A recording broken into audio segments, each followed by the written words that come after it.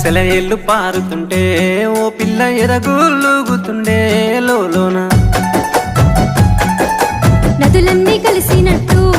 పిల్లగా నవ్వెంత బాగున్నది నీలోన గాజుల సప్పులు గలుగల్లు మోగంగా గజ్జెల పట్టీలు గంటేసి ఆడంగా వరిగడ్డి మోపు ఎత్తి ఓ పిల్ల వయ్యారి నడుము పవే ఈ వేళ సిగ్గు సింగ